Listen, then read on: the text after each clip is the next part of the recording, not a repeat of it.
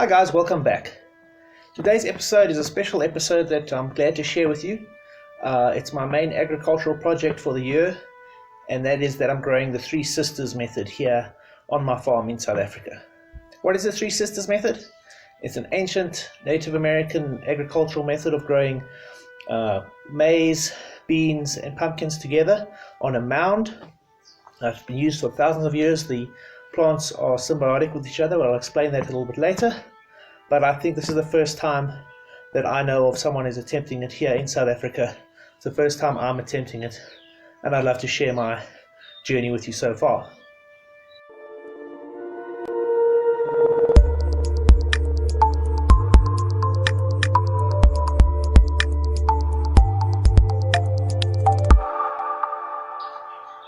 So you may ask, why am I growing this Three Sisters method? Why not use more modern agricultural methods?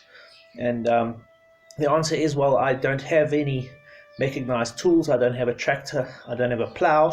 I've only basically got hand tools like hoes and spades and that kind of thing. And the truth is, if I try and make my vegetable beds look like a modern bed, it's always going to look inferior. It's always going to have a look like it was a handmade thing, whereas modern vegetables that are grown with modern agriculture, they can grow in perfectly straight lines with a number of vegetables like at a mathematical distance from one another. And if I try and replicate that, I'm always just going to feel like I've done an inferior job. Whereas with these Three Sisters mounds, there's nothing that really looks like this in other agriculture. You can't say, well, that guy's doing a bad job. He's only got hand tools, because that's what the mounds look like. That's what they always look like. They're always made with hand tools. And so there is no mechanized way to do this. It has to be a hand done application. And it also, the way that the plants work together, they're symbiotic with one another. And the way that feeds the soil, feeds the environment, and it's just symbiotic with the whole environment, that really attracted me to this process, as well as the spiritual aspect of it, which we'll go into a bit later. But so as for why did I grow this? Because I really want to maximize my food production here on the farm. But obviously, like I said, I don't have any mechanized tools. And this is the way I think that you can grow the maximum amount of food with your hand tools and have it look really like it's part of the environment. It's meant to be here, and you're doing a good job. So let's get started, guys, and let me tell you about the Three Sisters. The Three Sisters are the three main agricultural crops of various indigenous peoples of North America. Using the technique known as companion planting, maize, beans and squash are planted close together, often in mounds. The three crops benefit by being grown together. The corn stalks of the maize serve as a support for the beans to climb. The beans fix nitrogen in the soil, and their twining vines stabilize the maize in high winds. The wide leaves of the squash shade the ground, keeping the soil moist and deter weeds and certain pests, whilst they are themselves shielded from the sun by the maize. Modern research has confirmed the synergy of this practice. The Iroquois people of northeastern United States and Canada have been cultivating the Three Sisters for over 1,000 years. According to the Iroquois belief, corn, beans and squash are the Three Sisters, the physical and spiritual sustainers of life. The supporting plants were given to the people when all three miraculously sprouted from the body of the Sky Woman's daughter, granting the gift of agriculture to the Iroquois nations. In Seneca society, certain women banded themselves together in societies known as tonwisas that officiated the spirits of the Three Sisters in certain ceremonies. Whether grown for traditional, ceremonial, or economic reasons, the Three Sisters have a number of advantages over modern agricultural methods in terms of its ecological effect. Maize is notorious for sucking nitrogen out of the soil, whereas beans supply replacement nitrogen back into the soil. Scientists have proven that more protein and energy are produced by crop rotating in this way than by intercropping the three crops in the same space using modern monocultural techniques. The Three Sisters are usually grown together on a mound of soil. The mound should be at least 5 feet apart to give the pumpkin and squash leaves space to spread out. Your mound should be at least 1 foot high and 3 feet wide, though they can get considerably bigger. I like the idea of mounds, and it was another thing that drew me towards this method.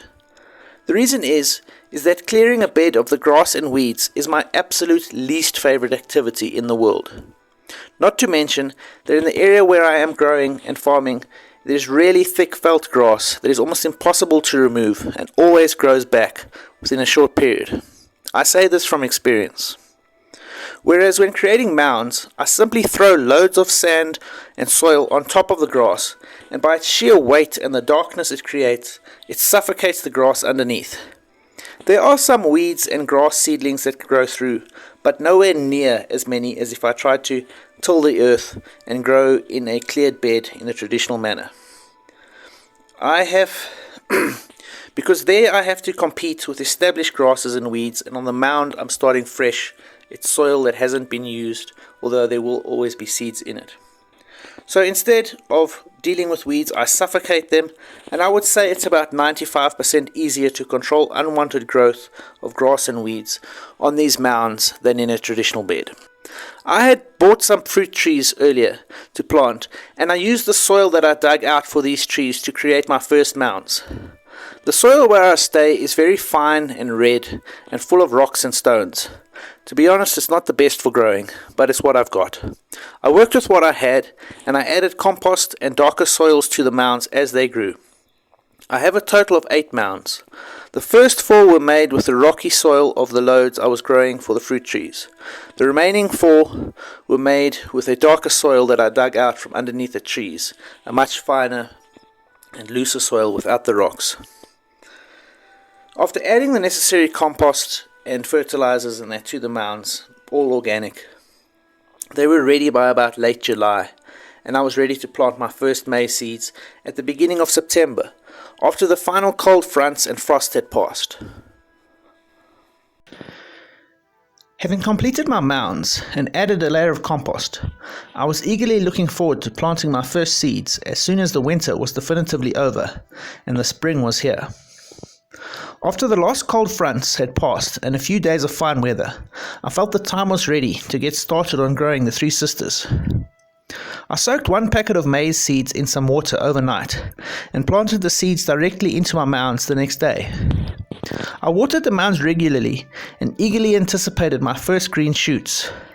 Having bought 4 packets of maize seeds, I had plenty still unused and decided to plant these in seed trays in case my mounds did not germinate. It was the best decision I could have made, as maybe only 1 in 10 of the seeds I planted in the mounds actually broke the soil and germinated. The reason for this massive failure rate is, I believe, that I could not keep the soil moist enough in the mounds, even with the daily watering. I've always had much better success with seed trays and small containers over seeds planted directly into the ground, and this time was no different, as I could adequately keep the soil moist and protect the fragile seedlings from pests during their most vulnerable stage by keeping them in seed trays and other small containers. When the maize seedlings had grown about 3 inches tall, I transplanted them from the trays into the mounds. I got some butter beans, and knowing how tasty they are, I soaked them in water and germinated them in some wet paper towel in a Ziploc bag. After a few days, they had germinated and were ready to go. Although the smell was unpleasant, a number of the beans looked like they were ready to be put into the soil. Luckily, some of the beans are coming through, and I managed to get some backups. What I found was that with the mounds, the tendency is for the mounds to have a rounded top when you make them. This is a mistake, as the water quickly runs off and your plants don't have a chance to absorb the water. So you need to flatten the tops of your mounds and build up a little wall of soil around them to keep the water in. Make it look a little bit like a volcano. In that way, the water can pool and it can absorb into the soil, and your plants will be able to absorb the water and it won't just run off. So that's an important key.